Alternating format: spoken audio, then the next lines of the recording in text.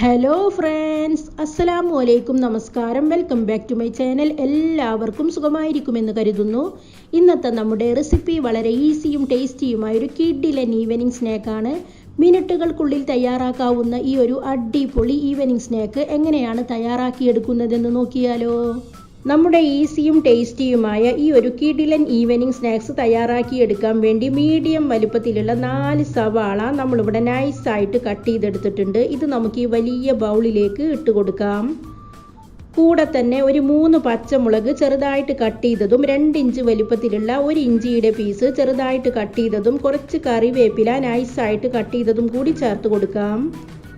അടുത്തതായി നമുക്കിതിലേക്ക് 1 table spoon മുഴുവനായിട്ടുമുള്ള ചെറിയ ജീരകം ചേർക്കാം. 1 ടീസ്പൂൺ മുഴുവനായിട്ടുമുള്ള മുളക് പൊടി ചേർത്ത് കൊടുക്കാം.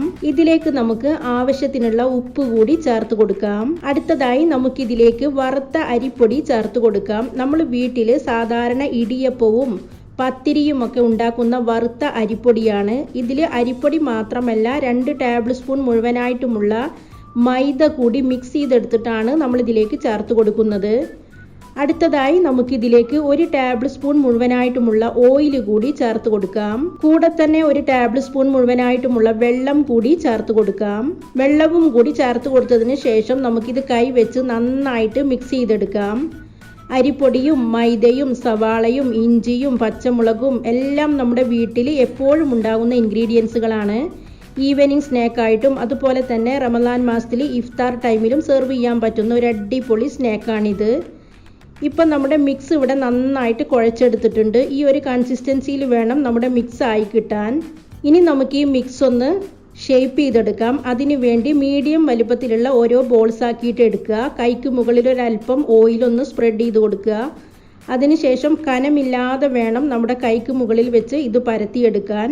ഒരുപാട് കനം ആയി പോവരുത്, അപ്പോൾ പിന്നെ ഉള്ളു കുക്കാകാതെ വരും. അതുകൊണ്ട് കനം കുറച്ചിട്ട് ഇതുപോലെ നമുക്ക് ഷേപ്പ് ചെയ്തെടുക്കാം. അപ്പം നമ്മുടെ എല്ലാ സ്നാക്സും ഒരുപോലെ നമ്മൾ കനമില്ലാതെ ഷേപ്പ് ചെയ്തെടുത്തിട്ടുണ്ട്. ഇനി നമുക്കിത് ഫ്രൈ ചെയ്തെടുക്കാം.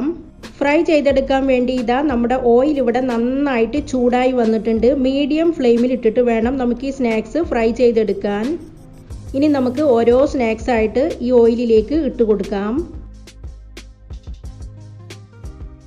2 മിനിറ്റ് കഴിയുന്ന സമയത്ത് നമുക്ക് ഈ സ്നാക്സ് എല്ലാം ഒന്ന് തിരിച്ചിട്ട് കൊടുക്കാം.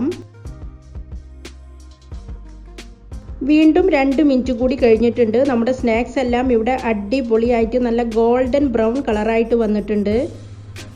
അപ്പോൾ എൻ്റെ വീഡിയോകളും റെസിപ്പികളും നിങ്ങൾക്ക് ഇഷ്ടമാവുന്നുണ്ടെങ്കിൽ സബ്സ്ക്രൈബ് ചെയ്യുക. സബ്സ്ക്രൈബ് ചെയ്യുമ്പോൾ കൂടെ കാണുന്ന ബെല്ലൈക്കണും ഓൾ എന്ന ഓപ്ഷനും കൂടി കൊടുക്കുകയാണെങ്കിൽ ഞാൻ അപ്ലോഡ് ചെയ്യുന്ന വീഡിയോസ് നിങ്ങൾക്ക് കറക്റ്റായി നോട്ടിഫിക്കേഷൻ ലഭിക്കുന്നതായിരിക്കും. ഇൻഷാ അല്ലാ വീണ്ടും പുതിയൊരു വീഡിയോയിലൂടെ കാണാം. Thanks for watching.